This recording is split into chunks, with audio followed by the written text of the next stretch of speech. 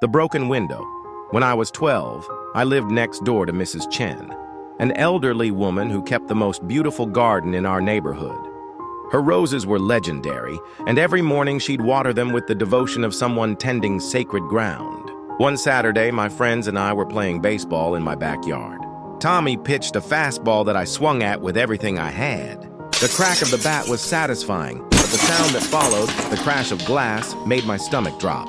Mrs. Chen's kitchen window had a baseball-sized hole in it. "Run!" Tommy shouted, and my other friends scattered. But I stood frozen, staring at the damage.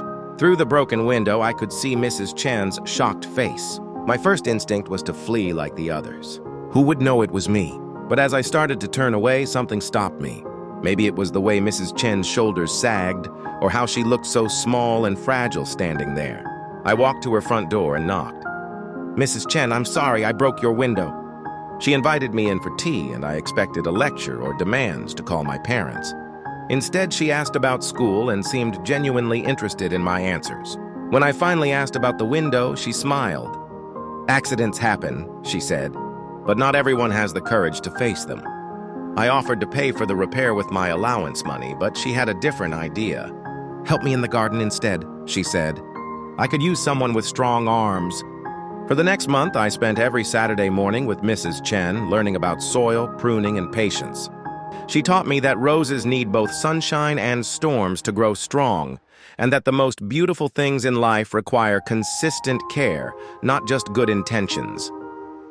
The window was fixed within a week, but I kept coming back long after my sentence was served. Mrs. Chen became like a grandmother to me, sharing stories of her childhood in Taiwan and teaching me to see beauty in small, everyday moments. Years later, when I faced my first major mistake as an adult, a costly error at my new job, I remembered Mrs. Chen's lesson. Instead of hiding or making excuses, I walked into my boss's office and owned up to it completely. Like Mrs. Chen, she appreciated the honesty and worked with me to fix the problem. That broken window taught me that integrity isn't about being perfect. It's about what you do when you're not. The courage to face our mistakes, apologize sincerely, and make amends is what separates children from adults, and good people from those who remain forever immature. Mrs. Chen passed away when I was in college, but her garden still blooms in my memory, a reminder that from our most difficult moments can grow the most beautiful lessons. The broken window. When I was 12, I lived next door to Mrs. Chen, an elderly woman who kept the most beautiful garden in our neighborhood. Her roses were legendary, and every morning she'd water them with the devotion of someone tending